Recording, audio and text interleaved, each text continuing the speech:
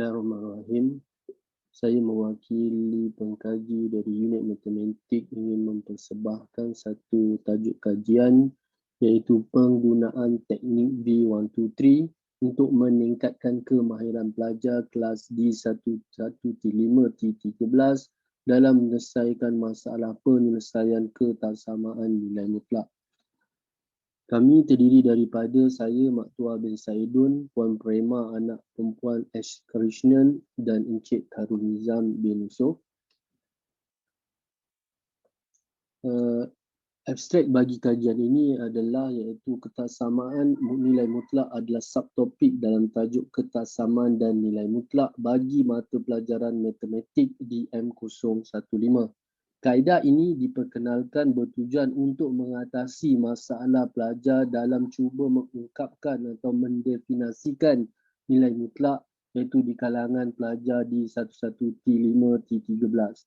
Untuk kajian ini kami menumpukan kepada 20 orang responden pelajar jurusan sains program 2 tahun untuk sesi 2020-2021. Refleksi pengajaran dan pemudah caranya lalu. Dalam kajian ini, kami memfokuskan subtopik ketaksamaan nilai mutlak di mana pelajar seringkali melakukan kesilapan pada langkah pertama ketika memberi atau mengungkapkan definisi nilai mutlak dengan melakukan kesilapan di mana ia akan mempengaruhi langkah-langkah penyelesaian bagi jawapan pelajar yang tidak menjurus kepada jawapan akhir yang tepat.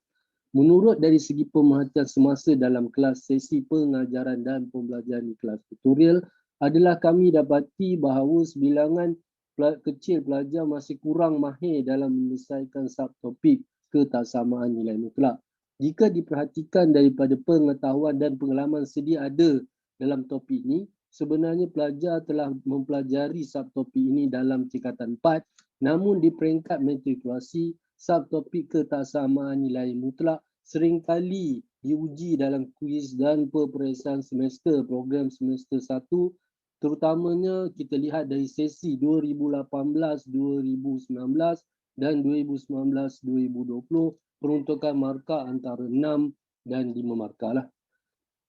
Objektif umum bagi kajian ini adalah bagi menentukan teknik V123 dapat memudahkan pelajar dalam memberikan definisi yang tepat untuk ketaksamaan nilai mutlak dan juga kita nak lihat sama ada terdapatnya peningkatan peratusan pelajar yang berjaya melaksanaan dalam cuba mendefinisikan ketaksamaan nilai mutlak dengan menggunakan teknik yang diperkenalkan.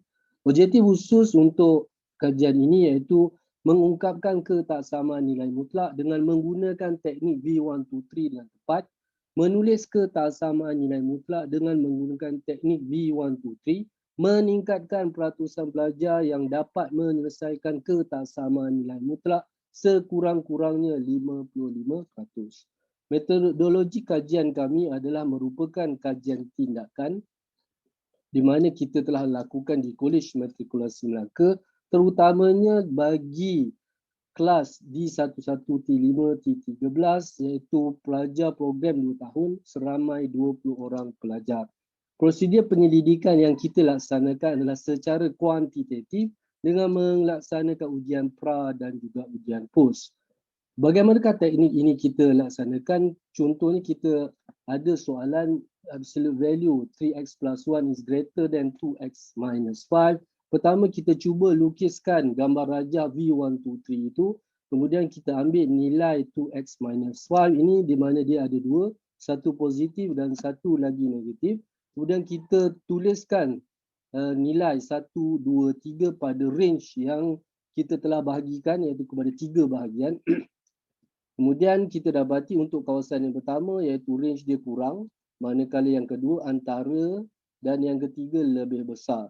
Untuk kes ini kita terpaksalah membuat pemilihan bagi absolute value 3x plus 1 is greater than 2x minus 5. Kita akan pilih kawasan 1 dan atau 3.